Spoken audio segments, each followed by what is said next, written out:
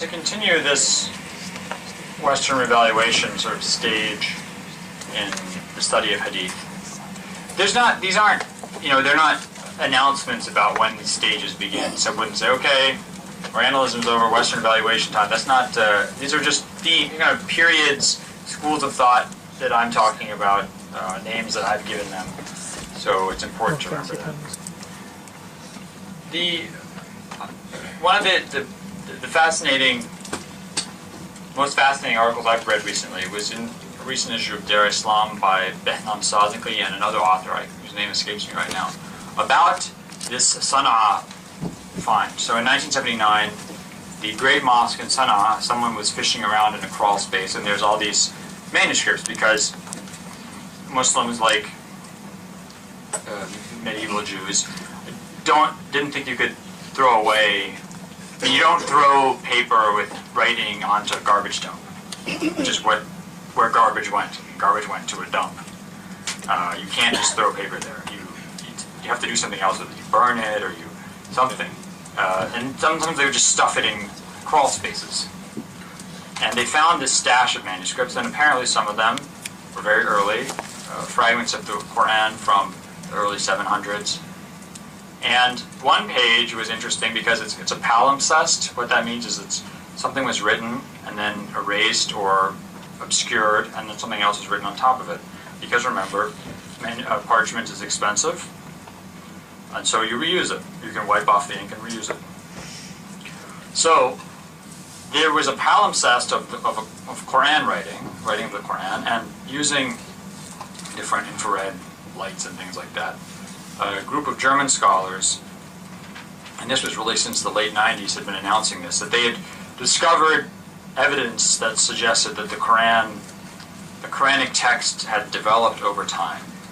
And I remember in the late, I think it was 1998 or 1999, this article, the Atlantic Monthly, came out and had this image of a microscope kind of cutting, or no, a magnifying glass cutting into the Quran, Scholars are investigating what the Quran really says. And it's about every 6 or 8 months. Sort of, okay, it's about time now, and cue the article that comes out in Wall Street Journal. A group of scholars have come across a new manuscript find that suggests, that Islam might not have always been the way it is. Okay, here we go again. Just like this movie, you're just like, another discovery made. And nothing ever came out. These German scholars weren't ever producing this evidence. And eventually, two professors did do a study of this. They dated this piece of paper actually to a very early period, between 640, 670 probably. So that's most Uthmanic Quran period and before. And then they looked at the texts that had been reconstructed using this ultraviolet light or whatever is used to read these things. And surprise, surprise, it's pretty much the same as other Quranic texts. There are some differences, but the differences are the same as the differences between the different 7 or 10 readings. The differences, if you read this book by Professor Azami, you'll find, and there's a newer edition too, which is very interesting. It's an excellent book, I really recommend it. He talks about the differences between the Uthmanic copies of the Quran. There's slight differences. There's a wow, there's a and or not an and. And do this or just do this. Not a big deal. So the differences are the same as between Uthmanic Musahif, between the existing readings of the Quran, the 7 or 10 widespread and widely accepted versions. And basically that this was all a bunch of much to do about nothing in a sense. And what's interesting is that they argue that this page, this palimpsest page, is actually a non-Uthmanic Mus'haf page. So this is from one of the Mus'hafs that either predates or survives the purge of the Mus'hafs after Uthman promulgated the Quran around 650. And even this version is not different, really. So the whole, it's a bunch of drama and there's no reason. That's the conclusion. All a bunch of noise with no basis. Yes? There was the undertext, which is based on it. The overtext, the superior text is funny.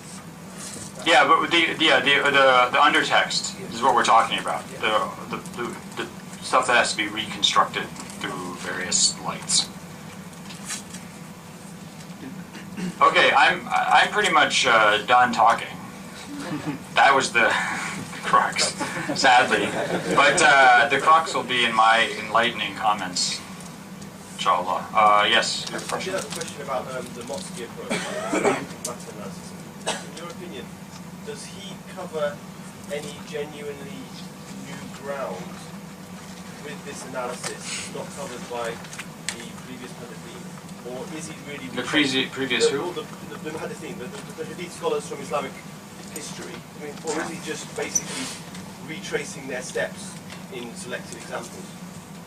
Or has he in any way gone... Because in some of his writings, he seems to be saying that this is the basis on which we can reconstruct, you know, this and that.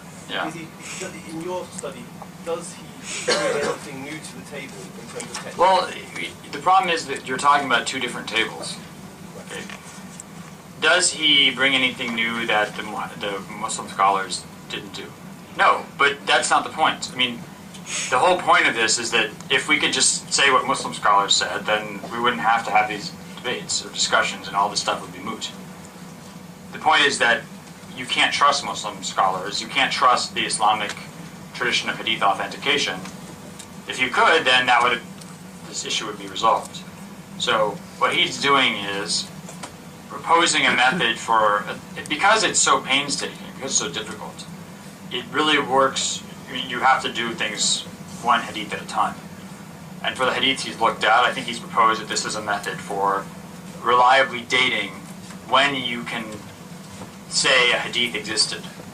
Maybe it pre-existed, but you could say we know that it was in circulation at a certain point. And his method tends to suggest that this point is much earlier than what someone like Joinbull or Schacht had said before. Now, does it bring anything new to the table from a Muslim perspective? Not really, because the Muslim scholars are doing the same thing, they just have different assumptions. They have their own science of jarh ta'dil, of investigation of isnads, of authorities they consider to be reliable. And that's the pillars on which their tradition is built. Those pillars don't mean anything necessarily to a non-Muslim scholar. Yes? Thank you, Dr. Brown.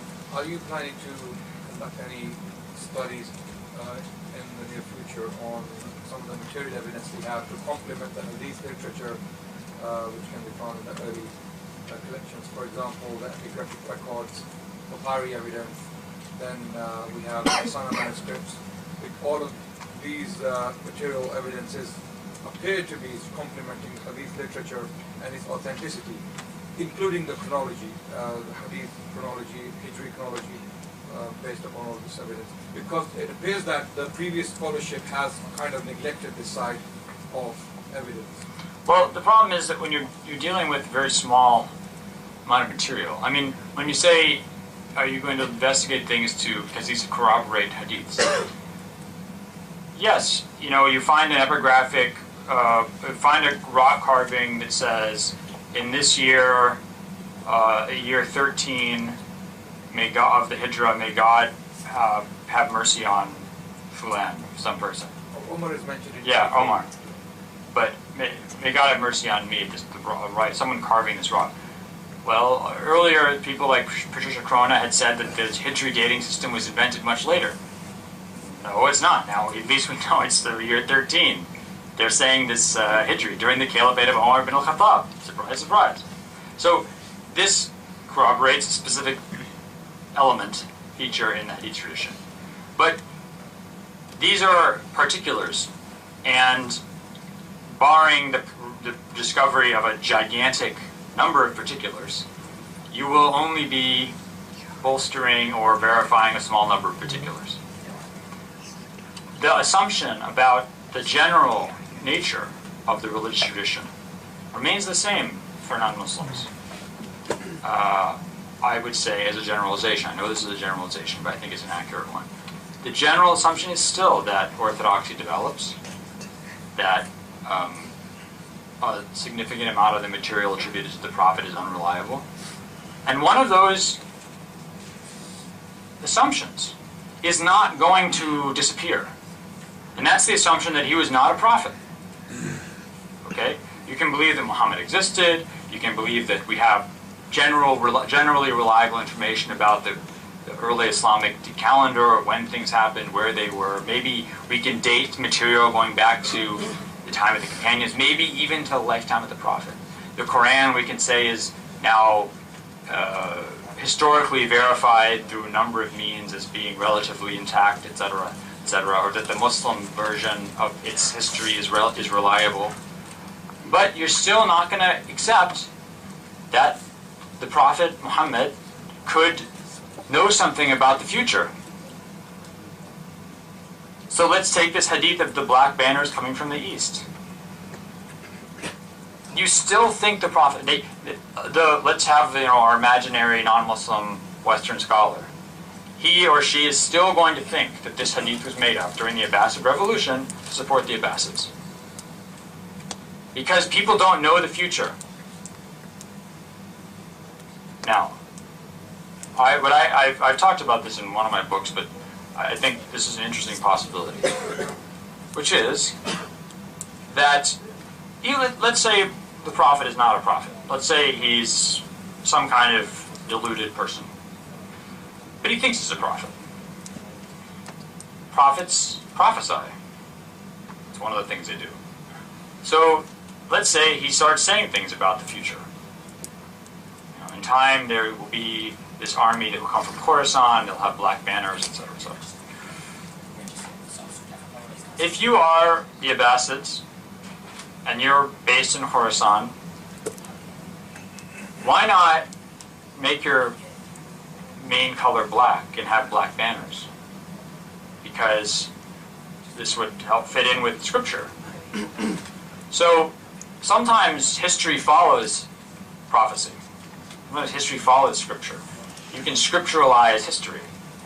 So, an example of this in the book of, I think it's the book of Zechariah, Old Testament book. The book says, "Rejoice, O daughter of Zion, O daughter of Jerusalem. Your king comes unto you, riding a donkey or the foal of a donkey." Now, in the New Testament, Jesus enters Jerusalem riding a donkey or on the foal of a donkey. Now, it is not inconceivable that the historical Jesus decided to ride into Jerusalem riding a donkey because this is how it's predicted.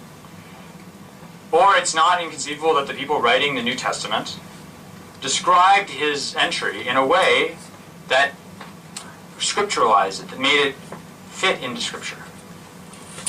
There's in the Tang Dynasty in China, which came to power, I think, in the 600s. I don't want to. My dating is a bit off. Someone can look that up on their computer. T-A-N-G, Tang Dynasty. Anybody tell me when that came to power? Nobody has computers on anymore, internet or smartphones. Somebody look it up and tell me. This interesting story. There was a popular song at the time about this someone named Li, and this person named Li was going to take over. And there was a major family, a powerful family in the kingdom named Li, and eventually people started suspecting him of being this person, and things got so uncomfortable. Eventually, he did take over. Someone have any? When did Tang Dynasty start? 680? 618. Excellent. Thank you. So, this is looking back in history at this, a historian would say, this story was concocted. This song, this popular song, was concocted later on to try, by the Tang Dynasty, to argue that people had been calling for them to take power. But that's actually the opposite. So sometimes people follow prophecy or popular songs. History can be inverted. This is an important thing to consider. So this might be a way in which sometimes someone who acts like a prophet might accurately know the future, because the future follows what he said. Yes. Firstly, to start with the presentation, I wanted to ask something more specific. Recently there's been a discussion about the image of Aisha, and I wanted to ask the question, given the acceptance of the hadith being authentic, can a Muslim adequately believe that the age of Aisha was 9 when she married, peace be upon him, without contradiction? Or does... What do you mean without contradiction? To say that there may be another hadith from a different source that may contradict the age, or does the study of the hadith entirety lead to sort of agnostic position on her age? You seem agitated about this. Yes. What is your agitation? Why are you so uncomfortable? I'm not so uncomfortable about it, but some people are. What makes you uncomfortable? I'm not uncomfortable about it. What makes...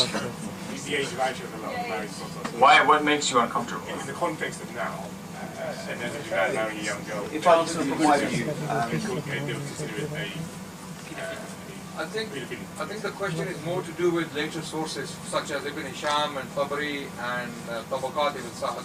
They have reports which appear to identify a different age. Tabari says she was 9 when... Tabari has a very interesting quote. No one ever cites it. Tabari says they signed the marriage, they did the marriage contract when she was 6, but she was young.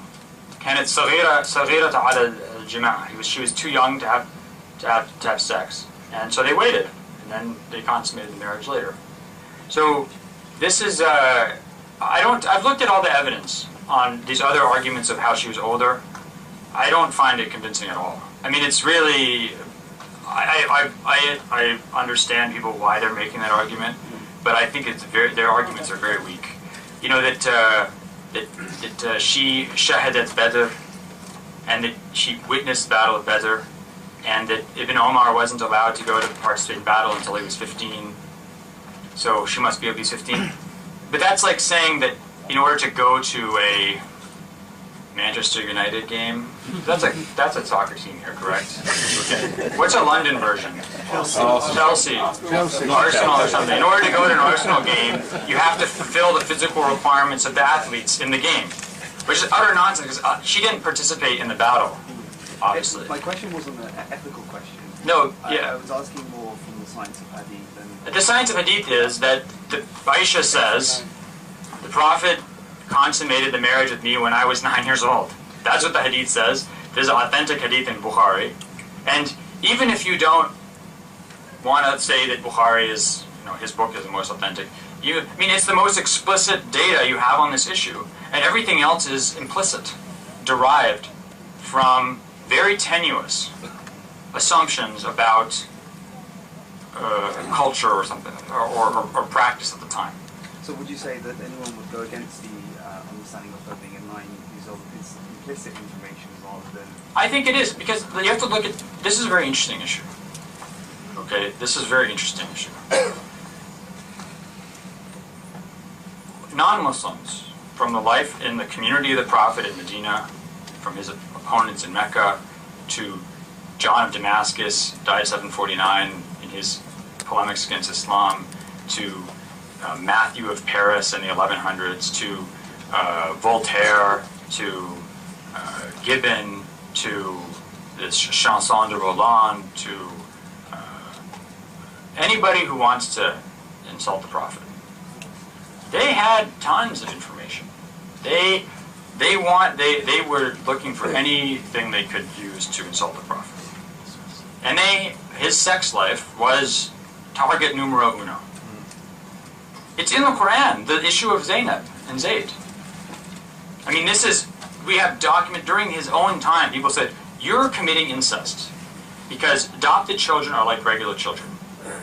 This is true in the Near East, this is true in the Roman Empire, Roman culture. And the Quran says, no, they're not. This was the biggest, if you look at the instances in which the Zayd-Zainab affair is mentioned by critics of the Prophet from his lifetime until 1900, you will run out of, check marks on the paper before you count the number of times this story is used by opponents of Islam. They also insult him for marrying Aisha. Why? Because he was so obsessed, he's so lustful. He's such an id-driven creature. I don't believe this, just in case someone is recording this. That's not what I'm saying. I'm just quoting the opinion of others. He's such an id-driven creature that he has this fantasy of Aisha, a dream about her, and he wants to marry her. No one ever mentions her age, ever, that I've found, until 1905. The British historian David Margoliouth has a book on the rise of Islam, the Prophet in Islam. And he mentions this, and he says it's an ill-advised union. For how else should we characterize the marriage between a man of 53 and a girl of 9? This is the first I've ever seen that anyone mentions this. Why is that?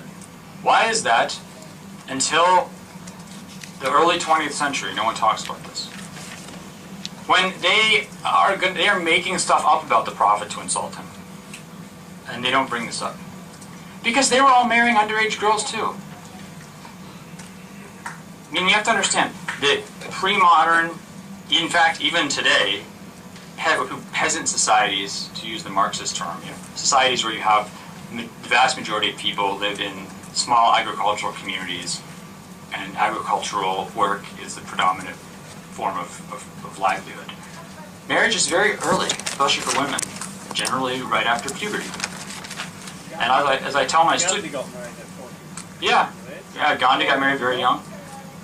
Because you have to remember, and I've said this before in other lectures, and I think it's very important, our notions of what you're supposed to do in life are based on our lifestyle. If you don't have high school and college, or whatever, college and university and medical school, and you have to go get a job, if you're just living in the desert and you're tending goats all day, and you're a boy and you go through puberty, and being a boy, male who's gone through puberty, I can tell you, speak for the rest of the men out there, basically 99.9% of your brain at that point is occupied with sex.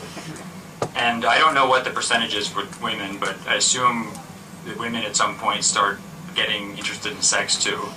And you're sitting out there with goats, and you've got nothing to do. You have no hope in your life of ever doing anything except tending goats. Why in God's name would you not get married? It makes no sense. Of course you should. And they're like, oh, you're not emotionally mature. What? What is that emotional mature? What does that mean, emotionally mature? This guy doesn't know what emotionally mature is. He doesn't, people don't think about that. Well, what about, power dynamic in the relationship? What? Power dynamic in the relationship? This is all this is all completely anachronistic concepts we're imposing on the past or on societies that justifiably maybe don't care about this. So the argument, no one mentioned this because it wasn't a concern. And England, interestingly enough, historically has relatively high marriage ages, even in the Middle Ages, in the mid-20s.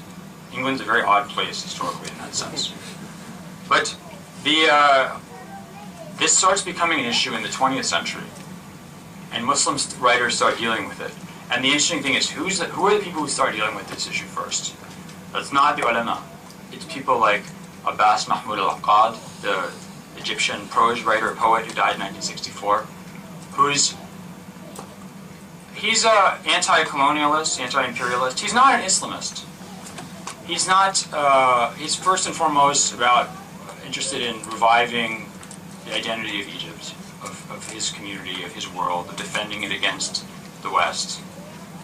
He sees that appreciating and understanding early Islam is important to that, so he writes lots of books on the Prophet and on the companions. And he's the first person I've seen who takes up this issue of trying to try and figure out a way to argue that Aisha was older. He said she was 14 or 15. But because he's concerned about the image in Western eyes. Because in that point, if you look at fatwas in Egypt, you start getting fetwa requests saying, why is it, isn't it bad that there's an old man marrying a young woman? Shouldn't we have a law against this? Shouldn't we have a law? In 1923, the Egyptian law changes and makes 16 the minimum age for marriage for women.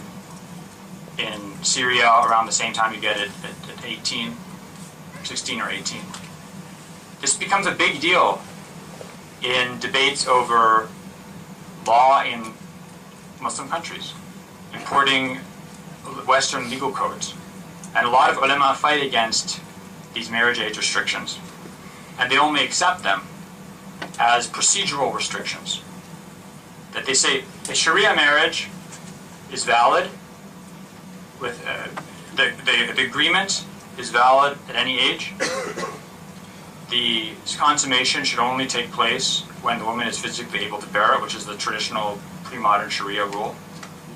But the ruler, as the ruler, has the right to restrict procedurally what can be registered as a marriage. And you see scholars like Ali Tantawi in Syria, like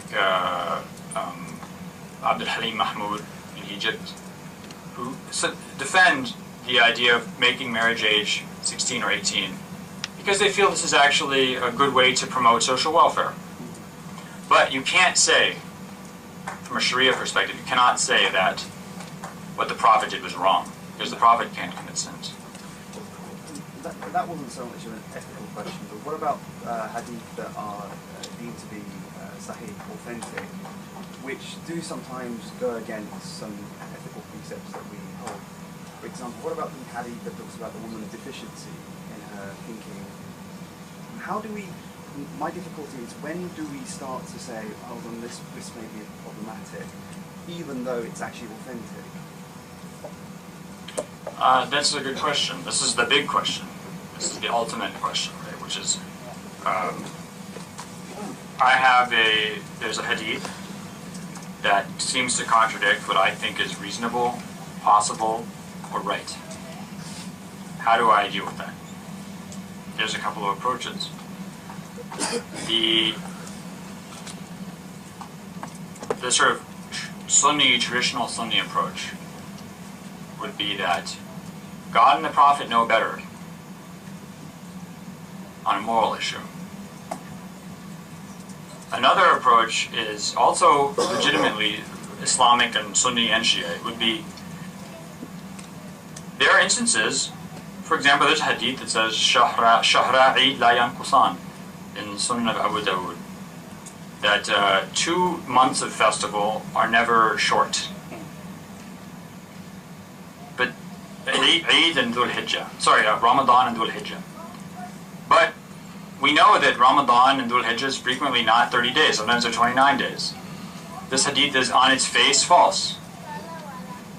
So what do people like Ibn Hanbal or Bukhari say? They say, well, it's not literal then. It means either the barakah you get in these months will always be complete, or Ibn Hanbal said they're never both short in the same year, which is wrong.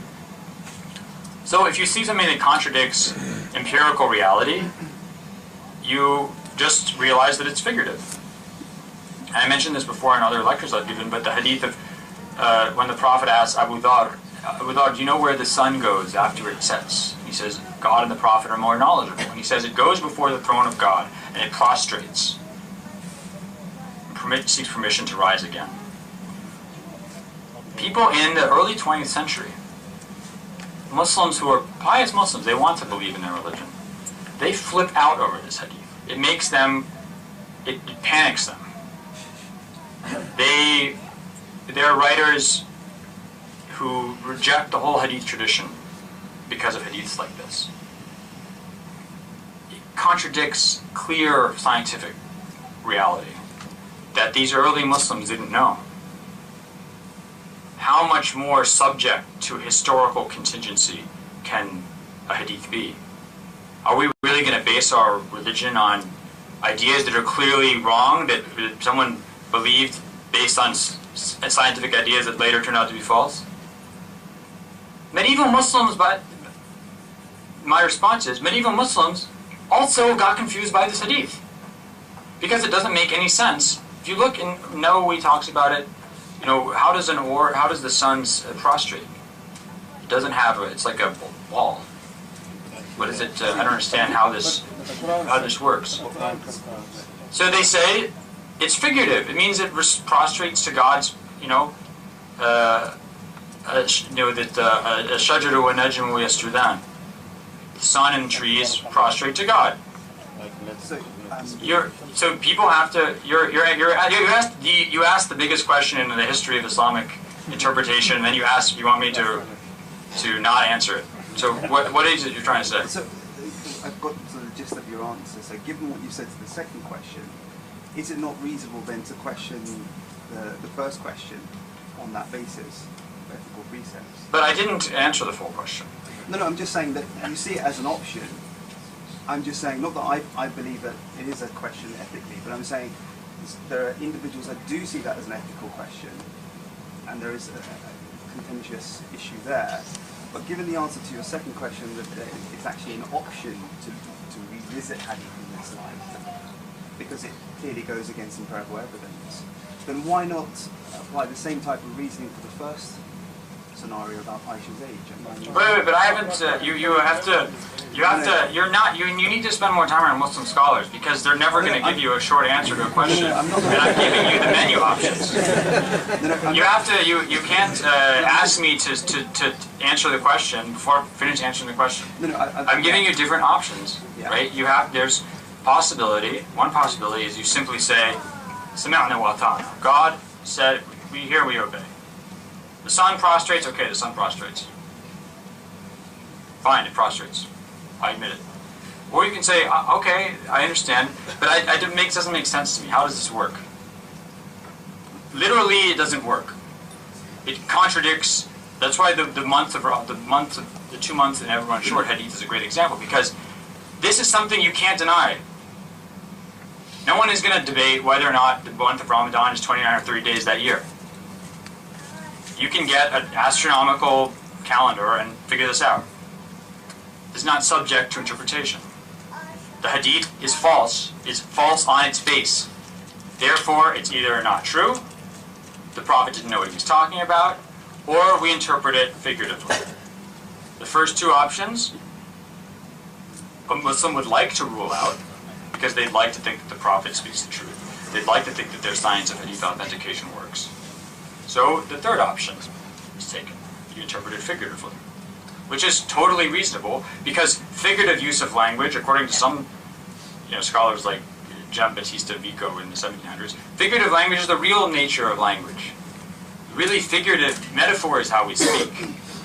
Literal language is not. Literal understanding is a secondary feature. So there's the problem, however, when you get to ethical issues, because there's no objective standard to measure ethics. There's no objective standard to measure right and wrong. Because right and wrong are different for different people. There's no... What? I find that... You don't agree? No. I think really? You're not an Ash'ari. You're not... what is... So, who came up with this crazy idea that there's no such thing as universal right and wrong? Which crazy lunatic came up with this idea? This is Protagoras. This is one of Plato's opponents in Plato's mind, Protagoras. This is what the sophists are accused of not believing in universal rights and wrong. They said right and wrong are relative to what city you're in. Right and wrong are based on convention. They're based on culture, which is exactly what Sunni Muslims say. I don't know about 12 or Shia. I'm not saying, I just don't know the answer to that. Is that right and wrong are conventional. They're based on place and time. And if you want to make universal arguments for that, you better come up with some way to justify that. The Muslim answer is that the universal answers can be provided by Scripture, by revelation from God. Other arguments for universal rights and wrong now are based on things like human rights, universal human rights. The problem with that argument is that they keep adding more human rights, and you sit and wonder that 1 year something's right, and the next 10 years later it's wrong, or vice versa. And so one wonders how truly universal this can be, or to what extent I should be sacrificing my religious values for a system of values that seems to change every decade. Right? And this is... I think, after you finish on the answer to that question, I think we'll wrap it up and we'll come back at 2 o'clock. Sorry, I don't mean to go beyond. He asked this gigantic question. So the issue then, I'll be done, I'll finish presently. Could we do one more question? So the issue, the question is, how do you determine what's right and wrong? Yeah, and one has to... I wasn't arguing for a position. I was just saying, is it reasonable and should be accepted as an opinion, a valid opinion? Given the answer to your second question with all the options, could someone revisit the age of Aisha and say, for ethical reasons, maybe it's not true? That's what I was asking. Yeah, I mean, you could do that, but then my question would be, what motivates you? And this is what people like Ahmed Shakir, who wrote against Abbas al-Aqad, wrote.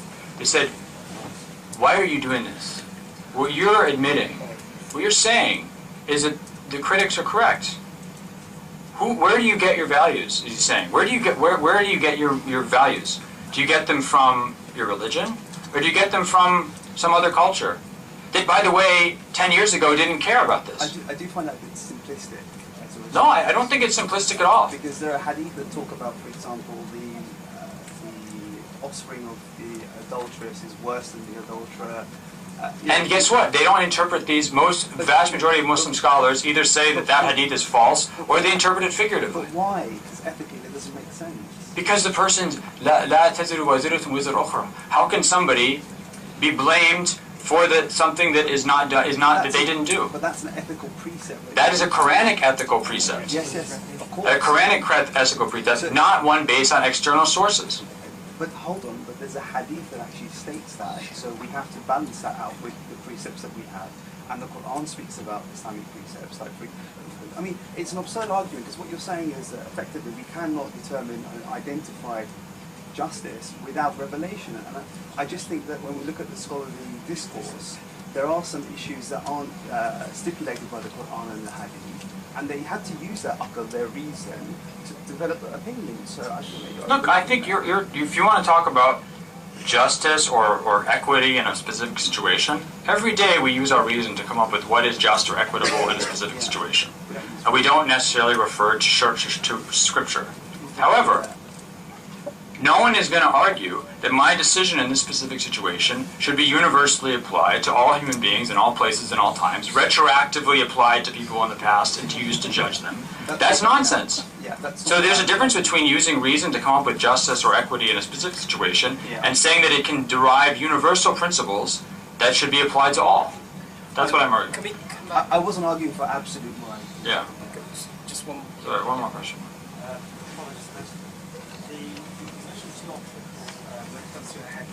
That you may not be able to reconcile with your current perspective of things. He said either you take it allegorically or you take it metaphorically, figuratively you interpret that, or you saying that Prophet spoke what he spoke was nonsense.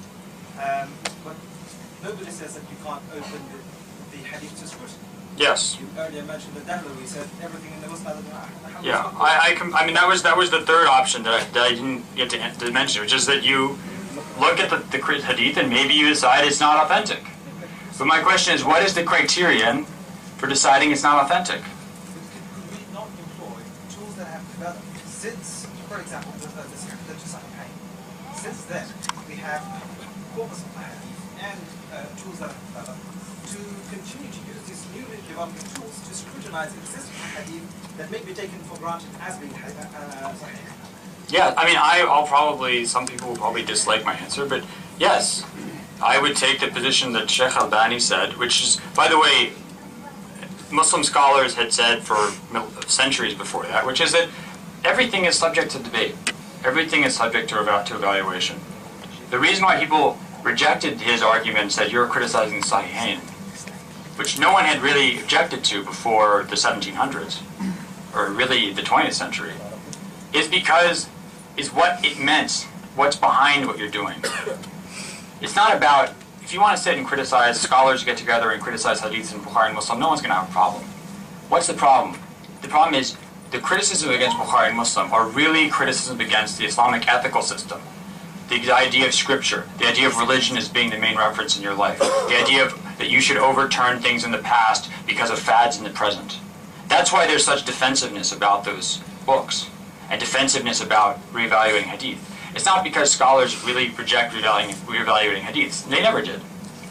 But they're afraid that they're opening a door to modern ephemeral fads or ephemeral beliefs overturning centuries of consensus. Where do you draw the line? Why should we be afraid of opening doors? This whole idea of The reason why you're afraid of opening the doors is because opening the doors causes conflict. And when you open the doors without any kind of control, you get, but people are always saying, you know, there's like the Muslim Martin Luther of the week, like there's the Quran Discovery article, every 6 months there's a new Muslim Martin Luther. Does anyone, I mean, I'm not from, you know, I live in the United States, I don't live in Europe. People remember like what the Protestant Reformation caused. Utter complete chaos, politically and theologically and socially, until people realized that no, you can't just have everybody revalue. You have to have some kind of interpretive control, otherwise the world becomes unmanageable. But the people around Dahlu, for example, they would have taken what he said as personally so. If Dahlu said about the Muslim Ahmad was, you know, was acceptable one way or another in Sahih, then the people around him would have taken that on board as accepted. Now we're looking at it and say, well, no, we can't. You know, we need to relook at this and reevaluate this. It should continue. I agree with you, but that we have to recognize that within a religious tradition, there have to be certain controls on interpretation. What you're talking about is a tangential issue. When you're talking about the details, yeah, people can reevaluate to their heart's content. You know, when you're talking about the core, like the Quran, like things that are agreed upon, like there's 5 prayers, or that fornication is prohibited. If you want to open up that to discussion, the religious tradition will cease to exist. It will evaporate.